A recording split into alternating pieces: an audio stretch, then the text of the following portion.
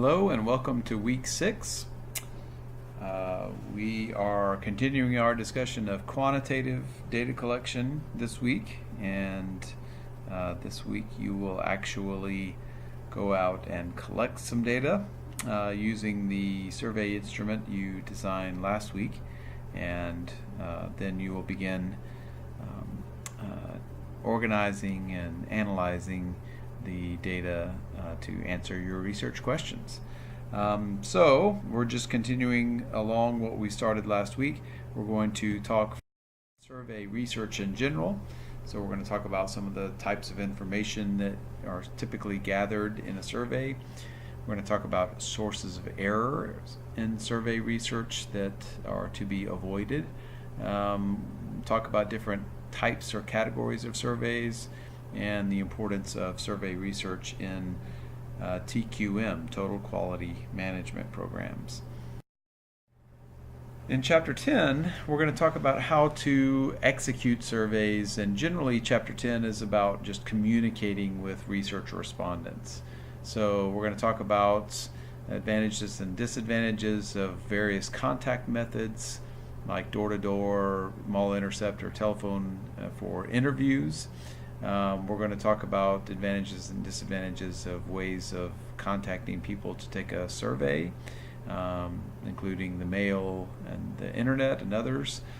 And we're going to talk about the importance of pre-testing your survey, your questionnaire, which is something you also might want to consider doing this week before you actually go out and use it to collect. And then Chapter 12 is a little bit of an add-on for this week because we're going to talk about experimental research.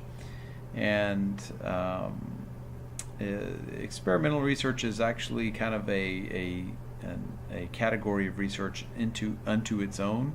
I would consider it quantitative, not qualitative, if I had to choose one of those blocks to put it in. But truth is, experimental research is the only way of evaluating cause and effect.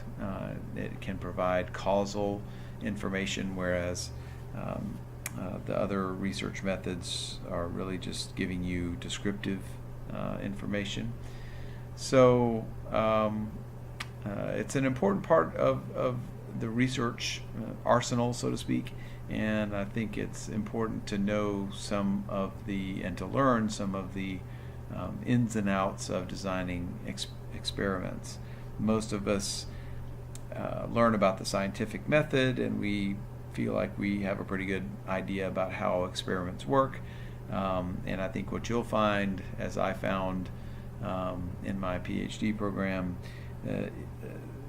that experiments are quite complicated. Like there are many factors, there are many sources of experimental error.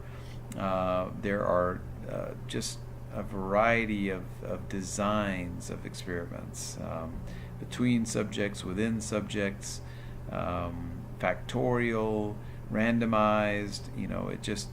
There's just a whole wealth of information, and we're really just going to scratch the surface in this chapter regarding experimental research. Okay.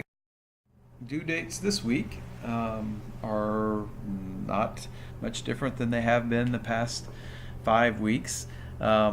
Your research, your weekly research deliverable this week is your quantitative data.